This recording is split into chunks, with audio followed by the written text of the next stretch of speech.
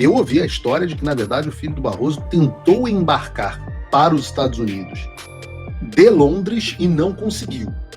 Teu dinheiro vai ser retido, tua vida vai ser ferrada, seus escritórios, seus institutos serão destruídos.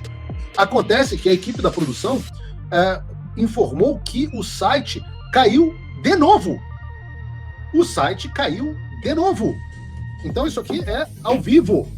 Olá pessoal, sejam bem-vindos. O meu nome é Bruno. Se você gosta e apoia o nosso conteúdo, então deixa o seu like e inscreva-se no canal.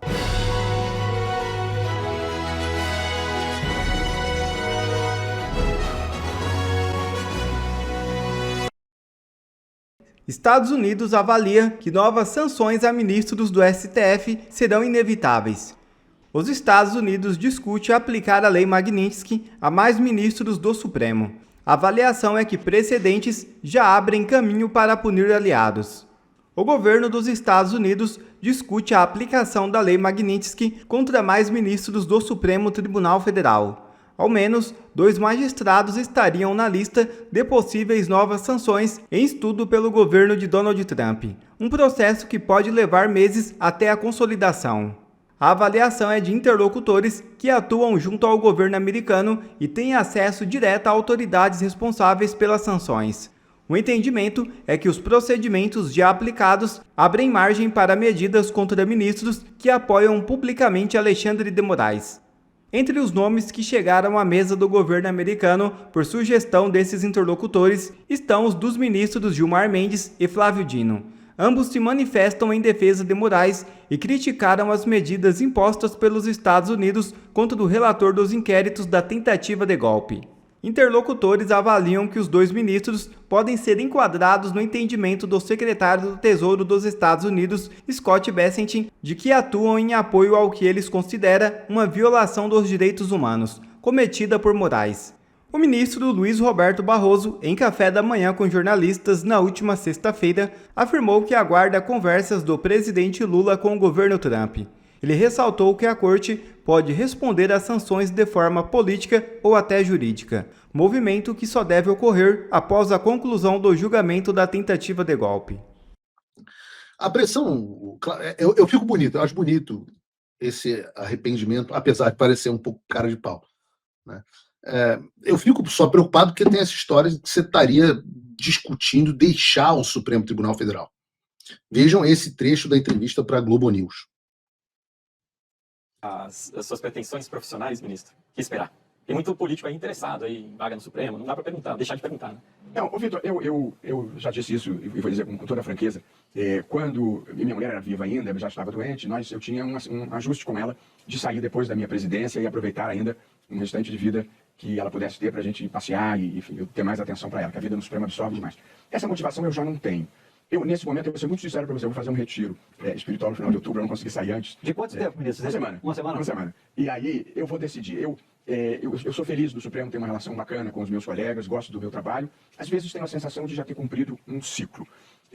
Eu gosto de vida acadêmica, como você sabe, tinha alguns convites nos Estados Unidos, tem convites de outras partes do mundo. Não tenho vontade de viver fora do Brasil, mas eventualmente ir aqui e ali. Eu realmente nem... Dos Estados Unidos... Embaixador em Paris não é uma das minhas cogitações. Até liguei para o embaixador Ricardo Neiva, que é meu amigo, para dizer que eu não quero o lugar dele, nem o de nenhum embaixador.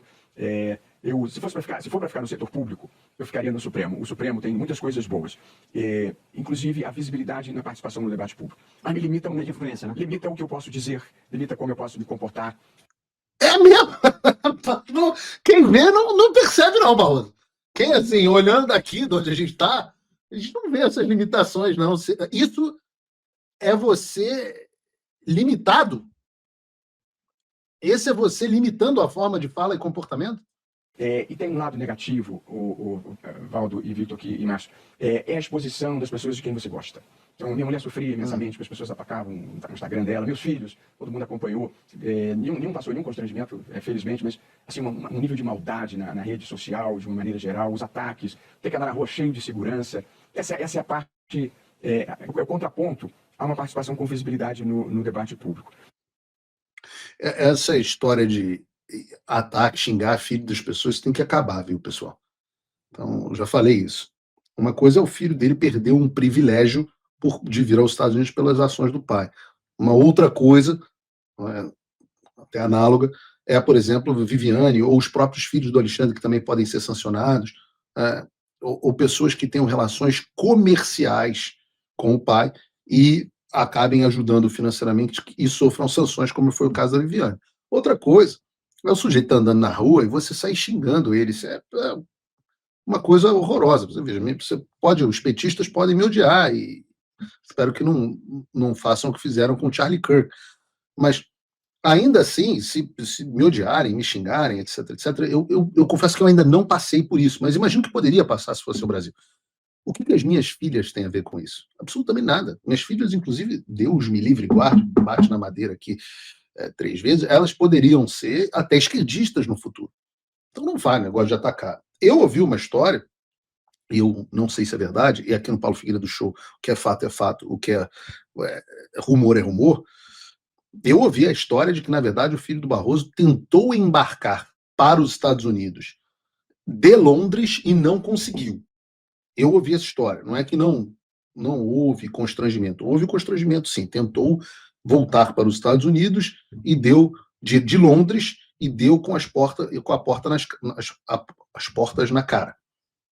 Isso é a história que eu ouvi. Né? Se é verdade ou não, eu não sei. Mas você vê como são as coisas. Quem vê o Barroso falando assim, manso, né, vai para um retiro espiritual. Espero que não seja com João de Deus, acho que não é.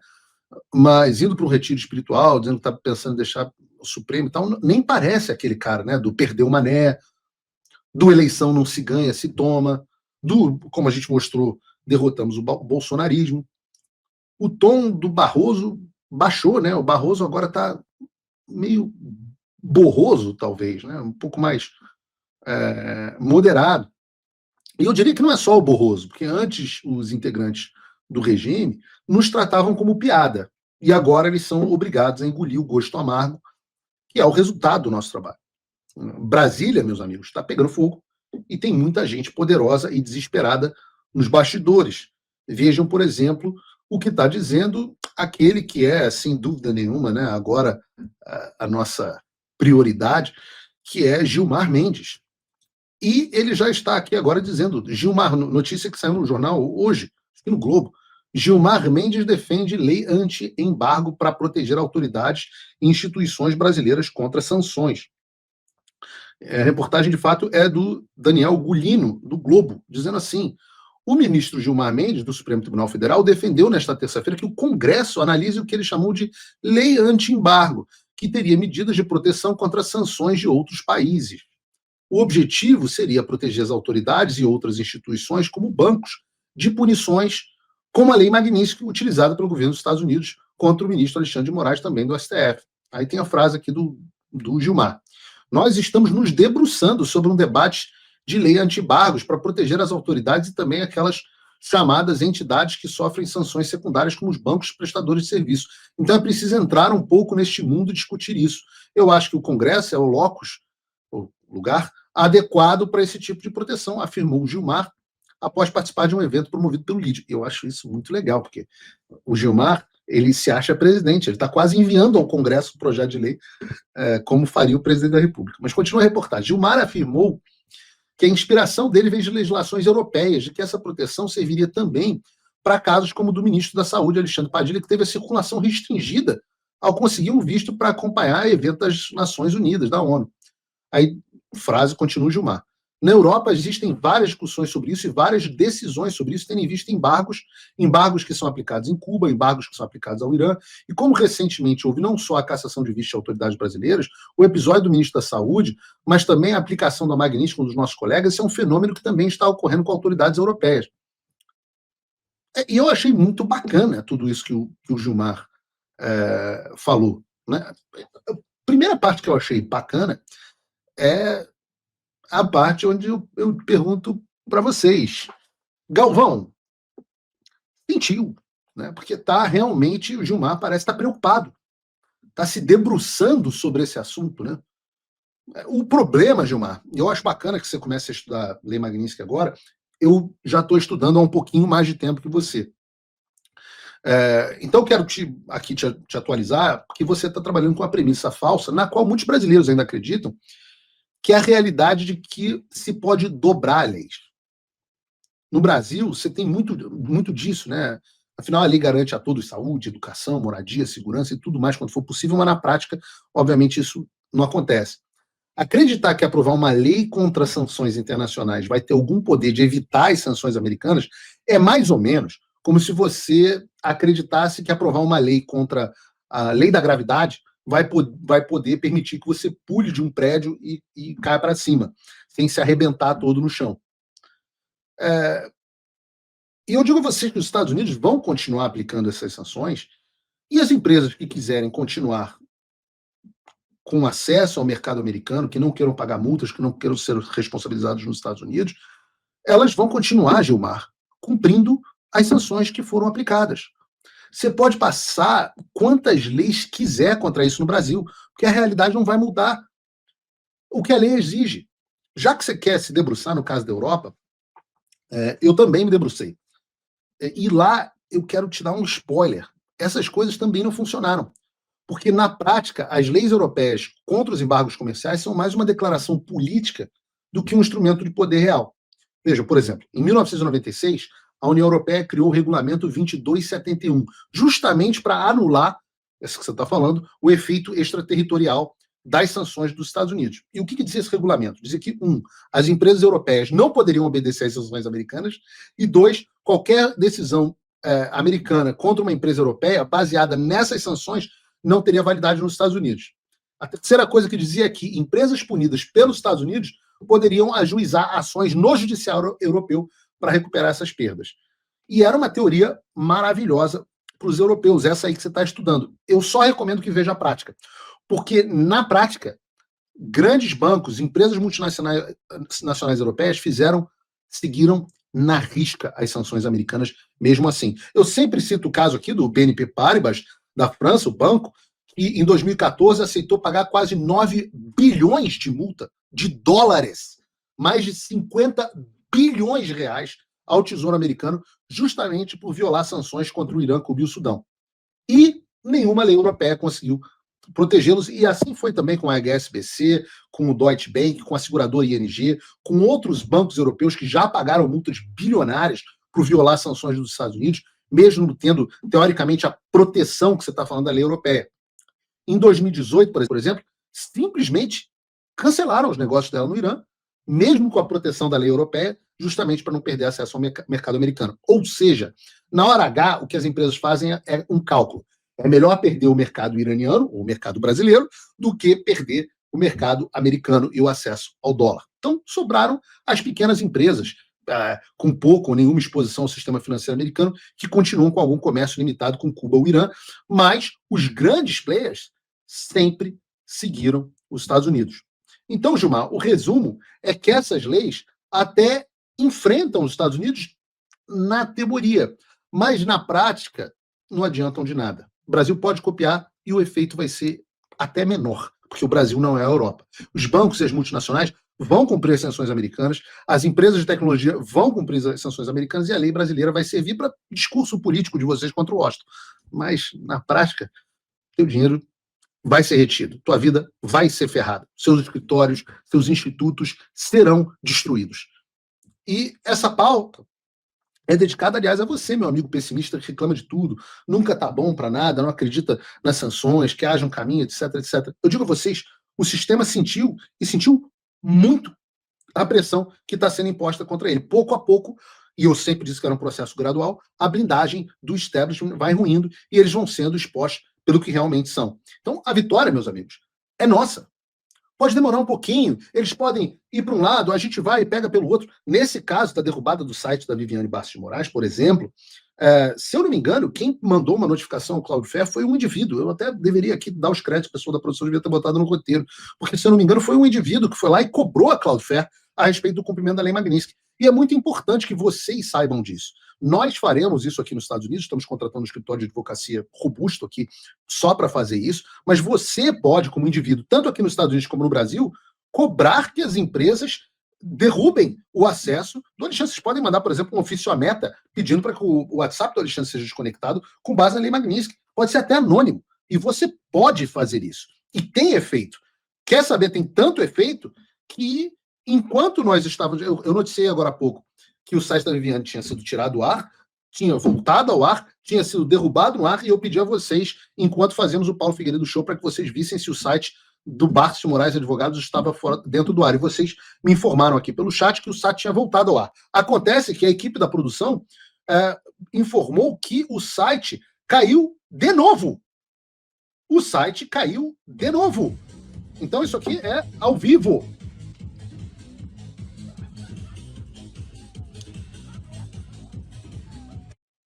O Brunão trouxe o Dimitri de volta.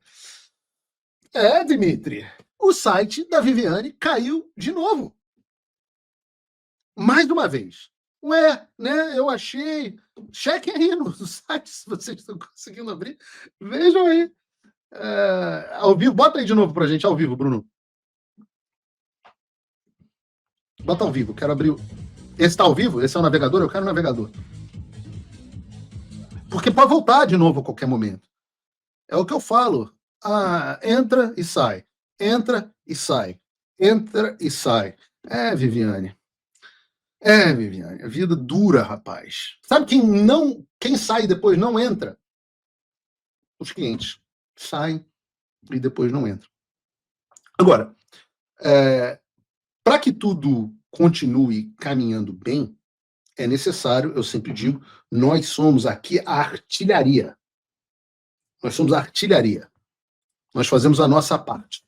Então, é importante que quem está na infantaria precise continuar fazendo a sua parte para que a gente ganhe e ocupe o território inimigo.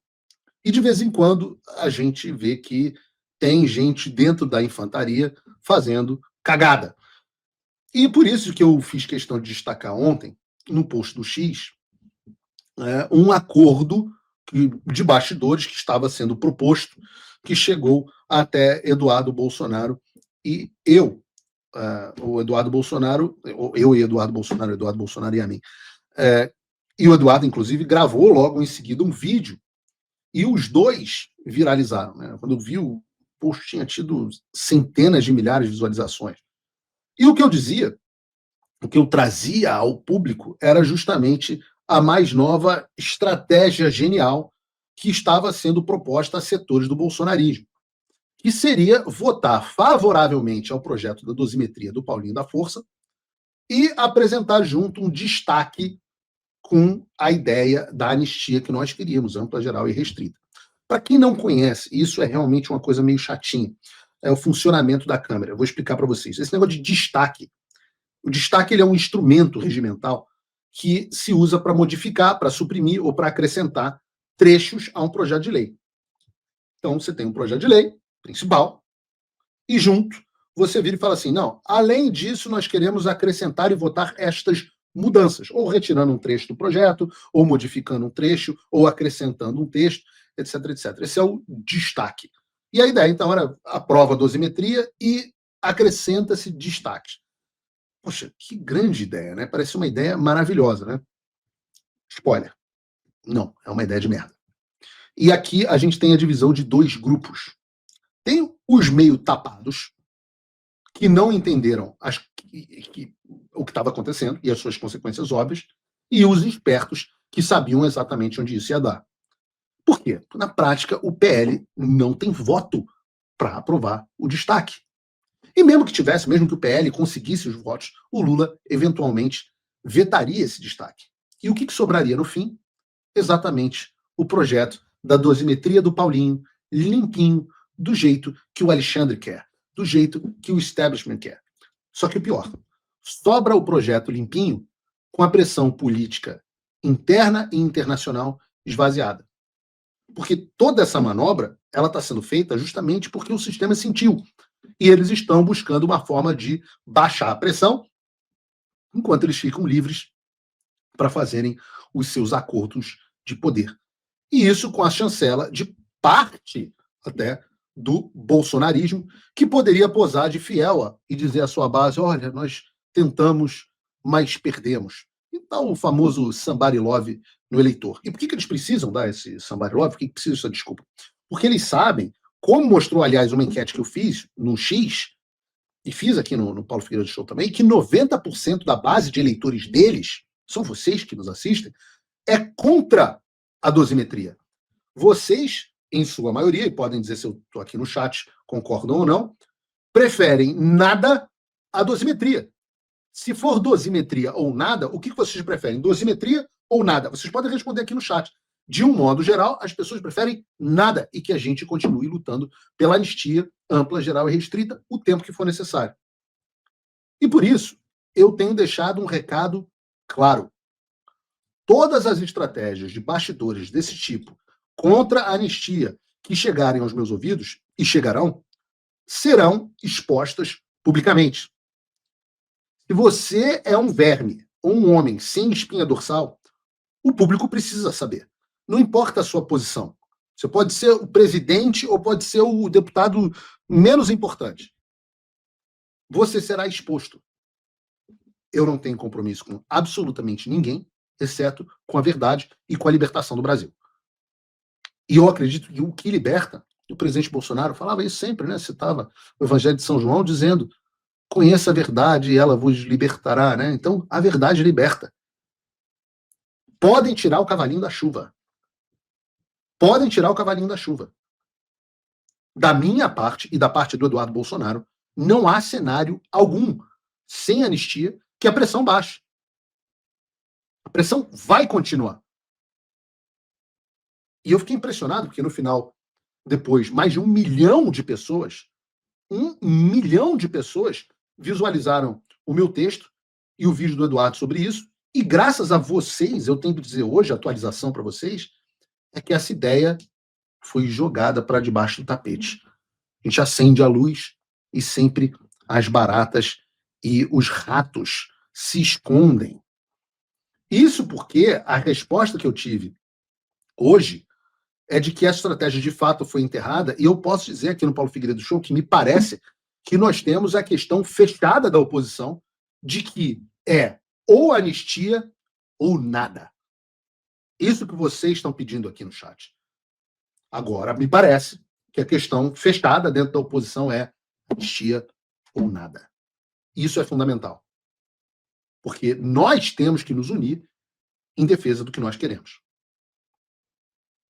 Vocês sabem que tem uma discussão agora engraçada, que é o medo de que o governo vote em favor da dosimetria com o Centrão e aprove o PL.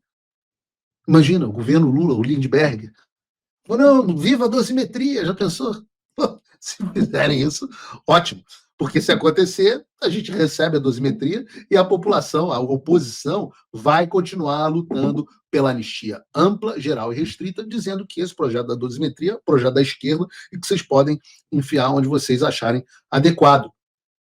E a pressão externa vai continuar a acontecer na medida em que a única solução possível, todos já sabem qual é. Então, eu repito, é anistia ou nada.